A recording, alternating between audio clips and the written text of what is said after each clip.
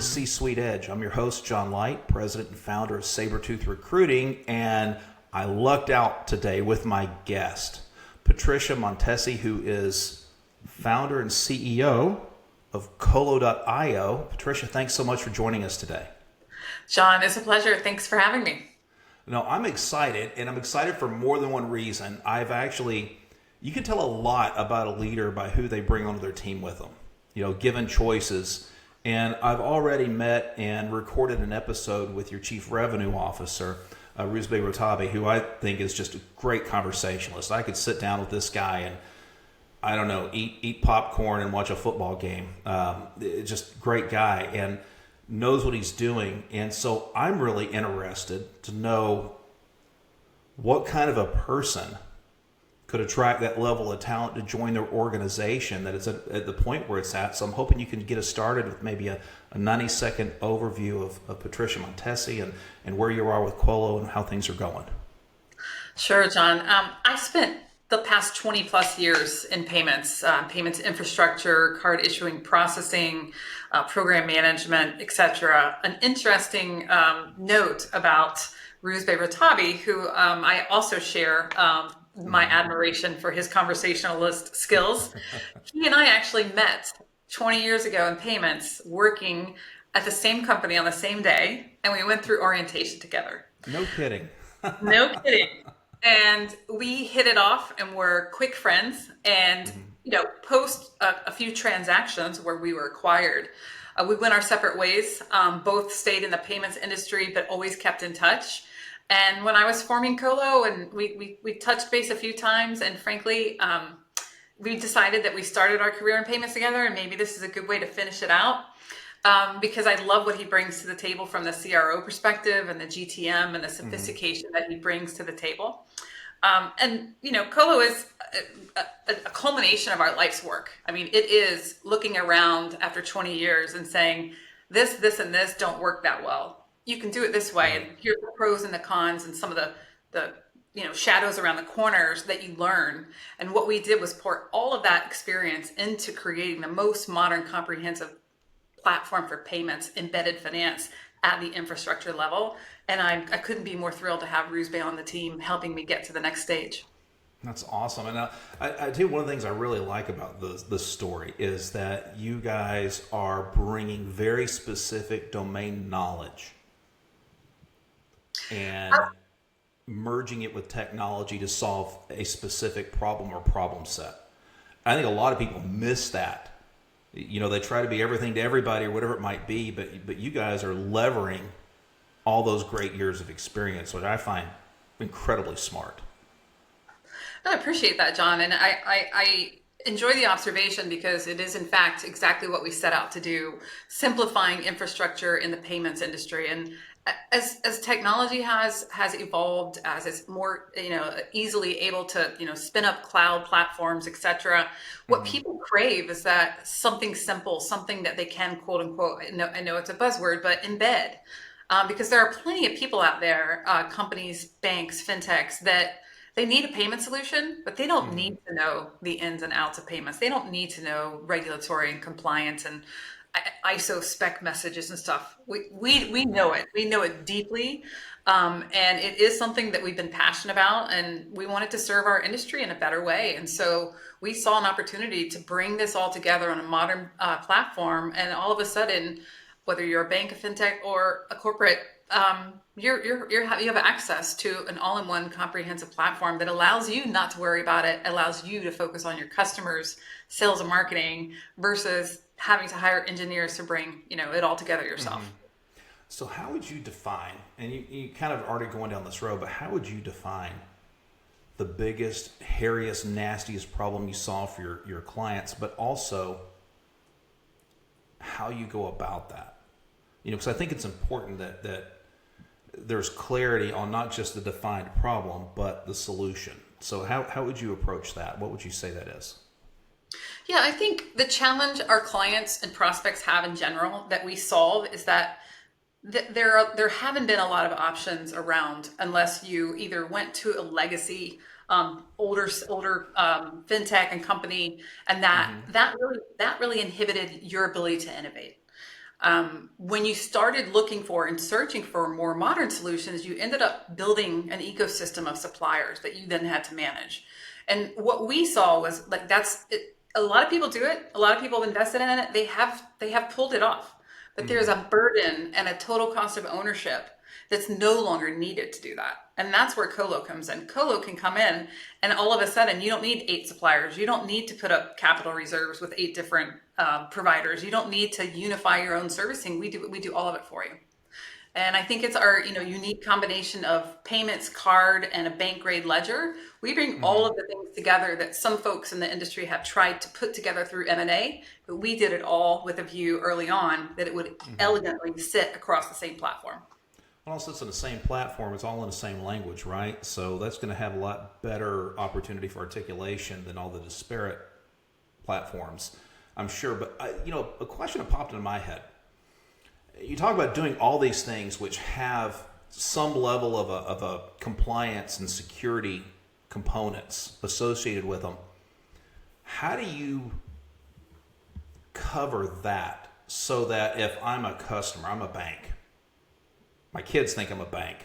But suppose I'm a real bank and not just a bank for teenagers and young adults. How do you provide that security and that compliance to where they're like, okay, I'm satisfied. I know that you're going to do everything on time and the right way and my risk and is managed properly?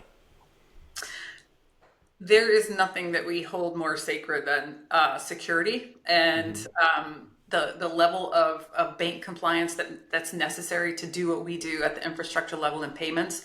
You cannot survive without it. And I would say that it's at the heart of everything that we do and how we architected our platform.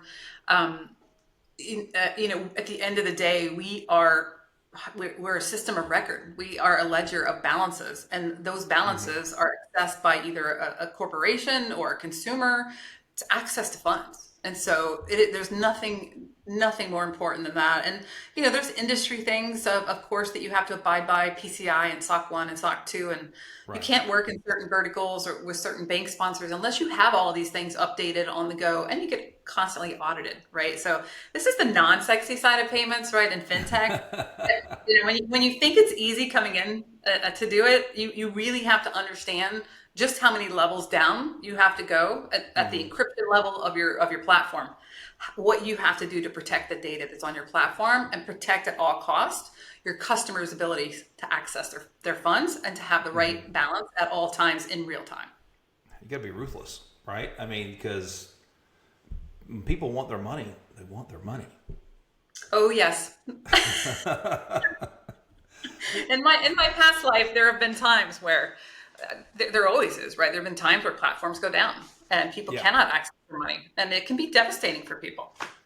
So if I'm on the outside looking in at this is not a product or a platform that is for, Joe Average on the street, but it is probably for banks and credit unions and anyone involved in the payment processing aspect of things. Because I think most companies, they kind of lever off each other, right? They kind of white label an existing solution or set of solutions that are bundled, but there's some, like you said, some horrible inefficiencies with that. And I sit back and I relate to that when we talk about domain knowledge and solving a specific problem. I look in my industry as a headhunter and I see some horrific inefficiencies. And I wonder, what does it take to break through the old system and put a new one in that is really efficiency and effectiveness centric rather than, hey, we're just competing as if we have this commodity, because that's basically what we are. Who can negotiate a slightly incrementally better deal than someone else across 6 vendors or 8 or whatever the number is? How impactful do you think this tech you're bringing to market will be for companies that are struggling to invest in bundling these other disparate technologies together, or have already done it and they look at their bottom line and think, wow, we're basically giving money away and we need to improve that? I mean, how would you, what would your answer to that be? Yeah, I think what's critical is that we set out at Qolo from the very beginning to build everything we've built at the infrastructure level. And when I say that, that means direct connections into the networks, into the banks, into the clearinghouse. And I mentioned to you early in an earlier conversation, in the payments landscape, especially over the last few years when fintech was at its heyday, back in the 2021 days, it was very, very difficult to ascertain whose infrastructure, who's banking as a service, are they the same? Are you bringing the same value if you're a middleman, or are you not? And our entire thesis is that it's hard to build at the infrastructure level. So you saw a lot of entrants in the market doing what we call middleman work, right? Where they're sitting on top of someone else and reselling it.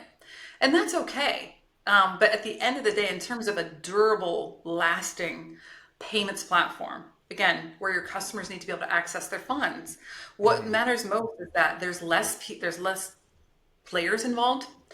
You have a performance gain. You have less vulnerability as it relates to uptime and downtime. And you have more control over economics.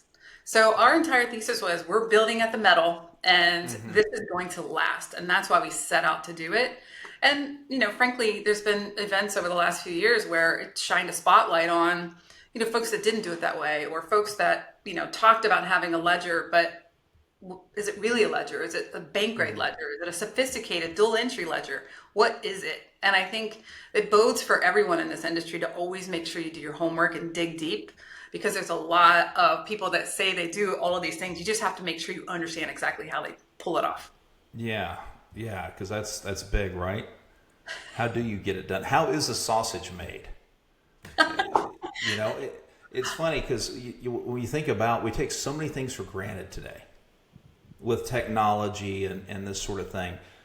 And one of the things I don't know that we pay enough attention to is the level of transparencies we get from our vendors and even from our customers. I remember, what was the name of the book? I think it was Teddy Roosevelt. He's reading this book called The Jungle or something like that. But in it literally described how the sausage was made. And he was eating breakfast that had sausage with it. And he immediately stopped eating once he read about how sausage is made on an industrial level. It's a whole lot easier when you can actually see this, right? And have transparency around it. I don't see how it's possible to get transparency holistically if you've got 8 different disparate technologies wrapped together versus one that in theory ought to be able to go and just see everything holistically. Yeah, and I think that was the genesis and the thought behind, why did we create Qolo? Why after spending 20 years in payments did the 4 founding partners come together? And what we did see was an opportunity to bust up some of that burden that got put on the customers, right? So if you're a bank or a fintech and you want the best in breed modern stack, you have to stitch together an ecosystem. And we coined that the spider web of fintech.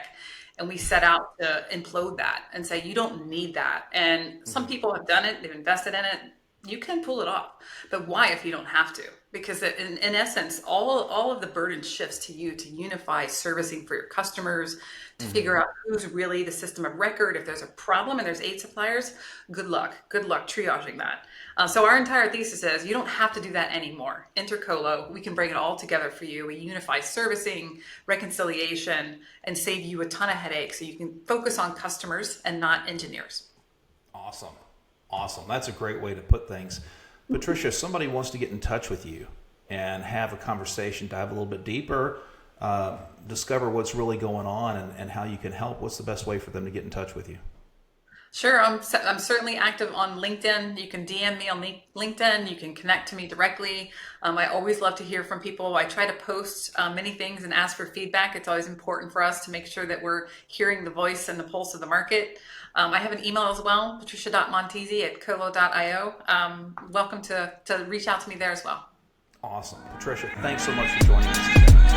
Thank you, John. Pleasure.